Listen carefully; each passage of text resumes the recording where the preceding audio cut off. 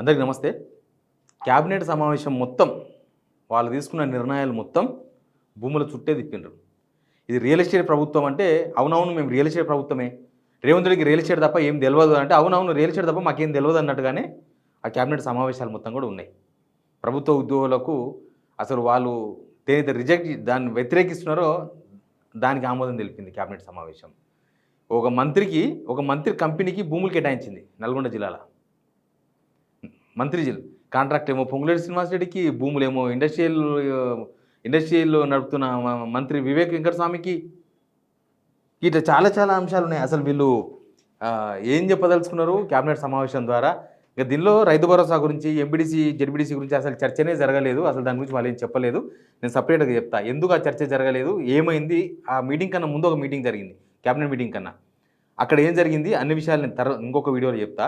But ఈ cabinet సమావేశం అంతా కూడా భూములు కేటాయింపులు అవి ఇవి అంతే. ఇంకా అసలు ఏం జరిగింది, ఈ క్యాబినెట్ సమావేశం ఏంది, అన్ని విషయాలు మాట్లాడదాం.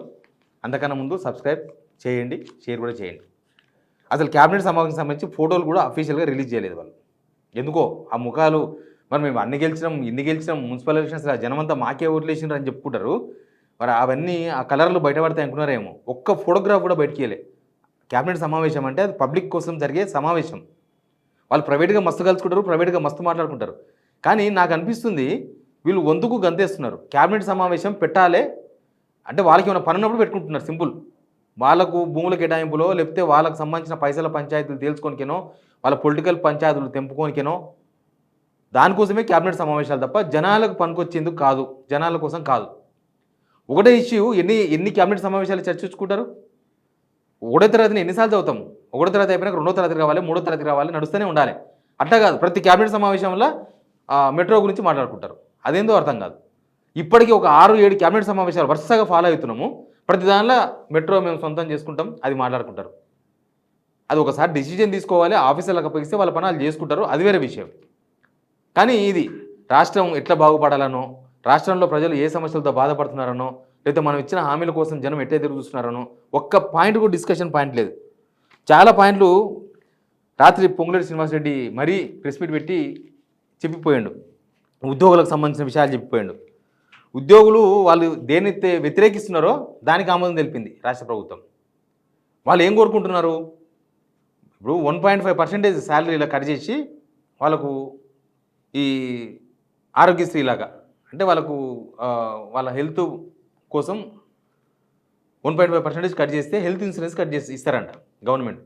ఉద్యోగులు ఏమంటున్నారు? అసలు మీరెవరు మా డబ్బులతోనే ఈయనకి మా 1.5% మా దానికి వెళ్ళి కట్ చేస్తే ఒక 500 కోట్లు అవుతాయి. మీరు మిగతా 500 కోట్లు గవర్నమెంట్ కట్టాలి. లాస్ట్ ఇయర్ మొత్తం ఎట్లా తక్లీఫ్ పడ్డారో చూసారు కదా. చాలా హాస్పిటల్స్లో అసలు వీళ్ళని యాక్సెప్ట్ చేయలే. చాలామంది డబ్బులు కట్టున్నారు మళ్ళీ పోయి. ఇప్పుడు వీళ్ళు 500 కోట్లు కడితే గవర్నమెంట్ 500 కోట్లు కట్టాలి. గవర్నమెంట్ దగ్గర దుడ్లు లేవు. గవర్నమెంట్ 500 కోట్లు కడతాదో కడవో తెలియదు. జస్ట్ వీళ్ళ డబ్బులు తీసుకొని దాన్ని ఇంకో వేరే దానికి డైవర్ట్ చేస్తున్నారు వీళ్ళ హెల్త్ ఇన్సూరెన్స్ పేరుతో. ఉద్యోగులు ఏమంటున్నారు? మా డబ్బులు తీసుకొని మీరేం చేసేది? మేము కట్టుకోలేమా? మా పైసలు పెట్టి మేము కట్టుకోలేమా? మీరేంది కట్టేదని వాళ్ళు ఆబ్జెక్షన్ చేస్తున్నారు. దానికి క్యాబినెట్ ఆమోదం తెలిపింది. చచ్చిపోతే ప్రమాదవశాత్తు ఉద్యోగంలో ఉన్నప్పుడు చచ్చిపోతే 1,10,00,000 1,20,00,000, మామూలుగా చచ్చిపోతే 10 లక్షల రూపాయలు సంథింగ్ ఏదో. అంటే ఉద్యోగులు చచ్చిపోతే పైసలు వస్తాయని చెప్తున్నారు వాళ్ళు. బతుకున్నప్పుడు ఇవ్వాల్సిన ఈ టీఏల గురించో, డిఏల గురించో, పిఆర్సీ గురించో ఆ రిటైర్మెంట్ అయిపోయి తన్లాడుతున్నారు. 60 ఏళ్ళ పైన ఉన్న వాళ్ళందరూ కూడా రిటైర్మెంట్ అయిన వాళ్ళందరూ తన్లాడుతున్నారు. వాళ్ళకి 12,000 కోట్ల రూపాయలు ఇవ్వాలి గవర్నమెంట్. దాని గురించి మాట్లాడరు. ఉద్యోగులు ఏం కోరుకుంటున్నారు? సేమ్ ఉద్యోగులు అంటే ప్రజల్లో భాగమే. ప్రజలు ఏం కోరుకుంటున్నారో ప్రజలు కోరుకున్న విషయం మీద డిస్కషన్ చేయలేదు. ఉద్యోగులు ఏం కోరుకుంటున్నారో ఉద్యోగులు కోరుకునే దాని మీద కూడా చర్చ జరగలేదు. టీజీ వాళ్ళకు మాత్రం 600 గజాల భూమి ఇచ్చిర్రు గడ్డేనారాయణ దగ్గర. టీజీ వాళ్ళు అంటే మొన్న ఖమ్మంలో ఎలక్షన్స్లో ఒక వీడియో కాన్ఫరెన్స్ పెట్టి ఏలూరు శ్రీనివాసరావు ప్రెసిడెంట్ దానికి. ఏలూరు శ్రీనివాసరావు ఎలక్షన్స్కు నేను మొత్తం బంగారుపల్లెంలో తీసుకొచ్చి పెడతాన్నాడు కదా, సహకరించిన వాళ్ళు ఎలక్షన్స్లో. దానికి నజరాన లాకుంది ఇది క్విట్ ప్రోకో. గడ్డి అన్నారంలో వాళ్ళకి ఆల్రెడీ అన్ని నాంపల్లిలో గాంధీభవన్ ఎదురుగా గృహకల్పల వాళ్ళకి ఆల్రెడీ నామకే వాస్తే రెంట్ కట్టించుకొని 25 years లీజ్కి ఇచ్చేసి రాష్ట్ర గవర్నమెంట్లో ఇచ్చేసారు.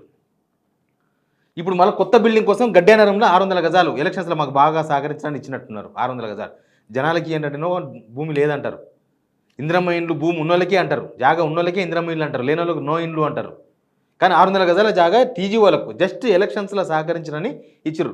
అసలు ఈ చచ్చిపోతే ఇవ్వాలి, చచ్చిపోతే మాకు పైసలు ఇవ్వాలని చెప్పి ఏ ఉద్యోగ సంఘాలు అడగలే. వాళ్ళు అడుగుతున్నది వేరు, గవర్నమెంట్ ఇచ్చింది వేరు. ఇక భూముల కేటాయింపులు అయితే అసలు భూముల కేటాయింపుల కోసమే కేబినెట్ సమావేశం జరిగింది. భూముల కేటాయింపులు ఏంది? కాంగ్రెస్ పార్టీకి జిల్లా కార్యాలయాల కోసం భూముల కేటాయింపు.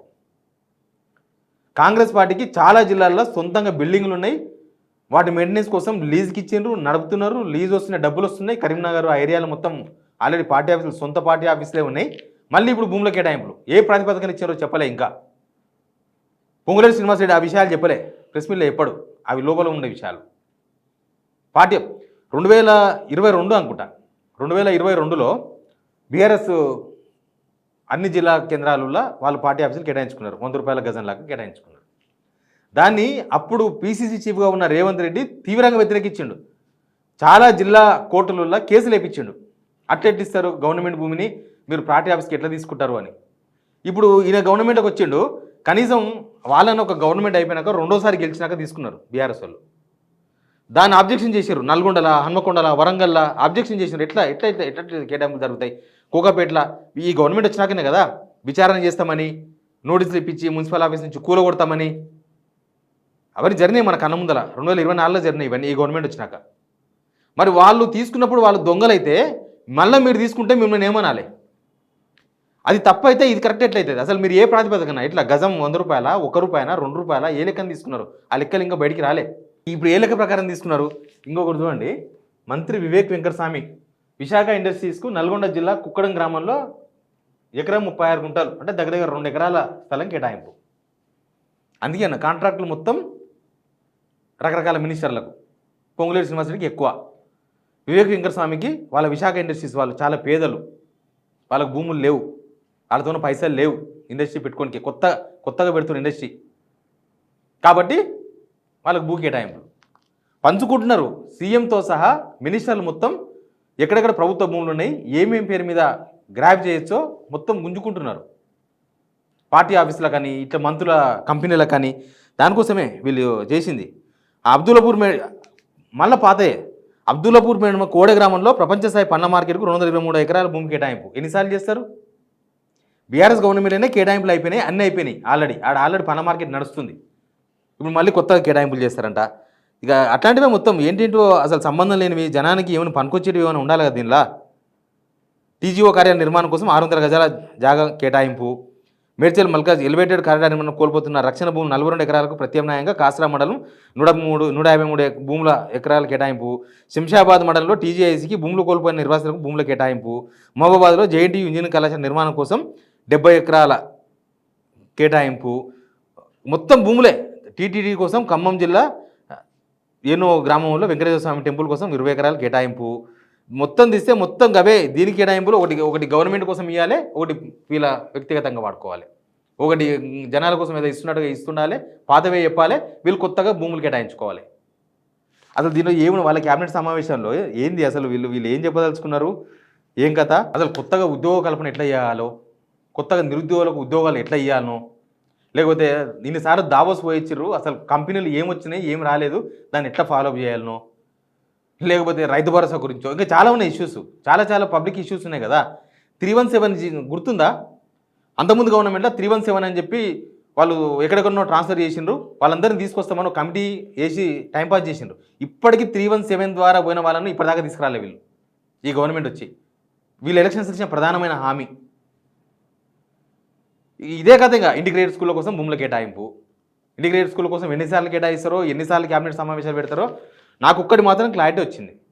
ఈ క్యాబినెట్ సమావేశంలో, ప్రతిసారి జరుగుతున్న క్యాబినెట్ సమావేశాల్లో ఇవన్నీ వాళ్ళ వ్యక్తిగతంగా వాళ్ళకి ఏం లాభం కావాలి, వాళ్ళకి ఏంటి రావాలి, వాళ్ళకు భూముల కేటాయింపులు ఎక్కడ జరగాలి, వాళ్ళకి పైసలు ఎక్కడి నుంచి వస్తాయి, అది మాట్లాడుకోవడం తప్ప జనాల కాడికి వచ్చే వరకు పాదవే తిప్పుతూ ఉంటారు. మెట్రో మేము తీసేసుకుంటున్నాము, లేకపోతే పలానా మార్కెట్ మేమే ఇస్తున్నాము, ఇవన్నీ పాతయే, కొత్తగా చేసింది ఏం లేదు. కానీ వీడికి వచ్చే వరకు మళ్ళీ గవర్నమెంట్ రాదని నాకు తెలిసి వీళ్ళకి మళ్ళీ గవర్నమెంట్ వస్తుందని నమ్మకం లేదు. అందుకే వాళ్ళ పార్టీ ఆఫీసులకు భూములు కేటాయించుకున్నారు 2 సంవత్సరాలకే. జనాలకు ఇచ్చిన హామీలేమో గాలికి వదిలేసారు. వీళ్ళ పార్టీ ఆఫీసులు మాత్రం చాలా అర్జెంటుగా ఇప్పుడు జిల్లాల పార్టీ కార్యాలయాల కోసం భూములు కేటాయించుకున్నారు. ఇంకా క్యాబినెట్ సమావేశం జనాల కోసం అని ఎట్లా చెప్పాలి? జనాల గురించి ఏమైనా డిస్కషన్ జరిగి జనాలకి చేయాలనేది నిర్ణయం తీసుకుంటే జనాల కోసం జరిగినట్లు. సెక్రటేరియట్లో పబ్లిక్ మనీ ఖర్చు పెట్టి 3 గంటలు 4 గంటలు కూర్చొని వీళ్ళు చేసేది ఏంటంటే ఇదే కథ. మీరేమనుకుంటున్నారో మీరు కూడా కామెంట్ చేయండి. పబ్లిక్ కోసం పెట్టాల్సిన క్యాబినెట్ సమావేశాలు వీళ్ళ కంపెనీల భూముల కేటాయింపులు, వీళ్ళ పార్టీకి భూముల కేటాయింపులు, లేకపోతే ఇంకేదో భూములు, మొత్తం భూములే తిప్పడానికి క్యాబినెట్ సమావేశాలు మనం సమర్థించవచ్చా? Please subscribe.